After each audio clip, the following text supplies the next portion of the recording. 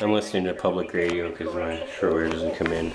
And some soldier fresh from Afghanistan just called in and says that a lot of people in Afghanistan prefer the Taliban because at least they defend, you know.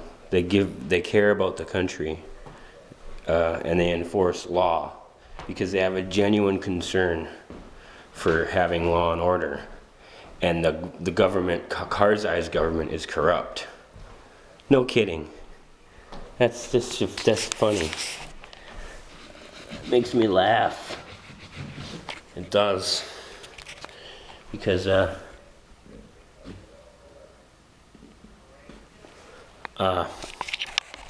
whole thing in Afghanistan. Do you see what kind of people they send over there? I've seen videos where they're teasing the Afghani kids and Iraqi kids, and they throw puppies off of cliffs. They indiscriminately, whenever they enter a town, they'll just indiscriminately shoot into the place they're entering in that town.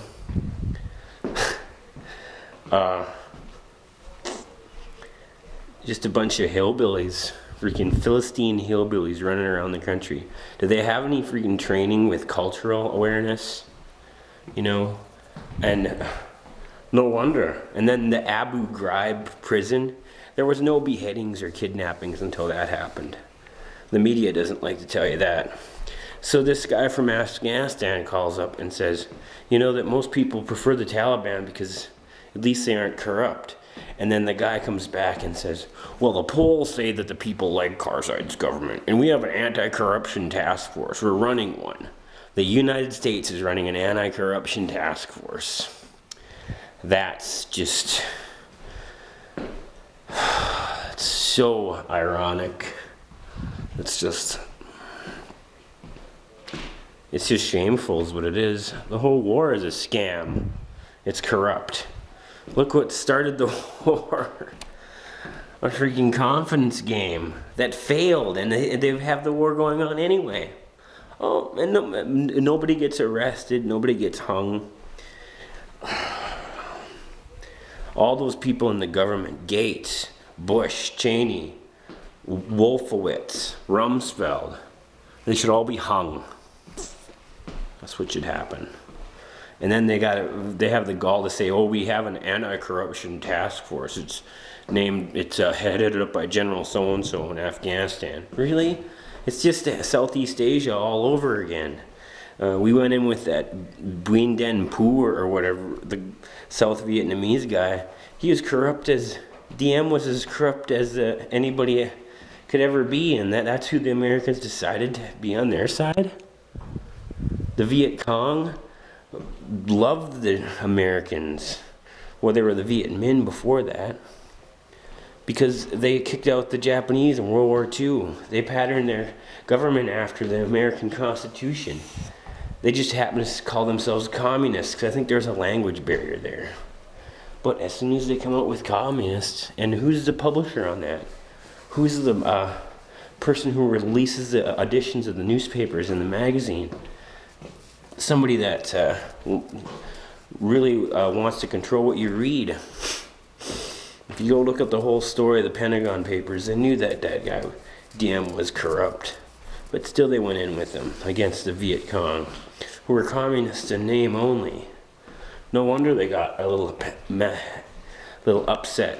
You got these stupid hick farm boys with horrible manners, and you send them over our country, give them guns and give them the hubris of gods.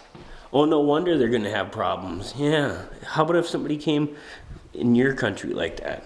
Say, for instance, if the Chinese acted like Americans do and came into your town with an overwhelming, and first of all, they bombed a third of it to dust.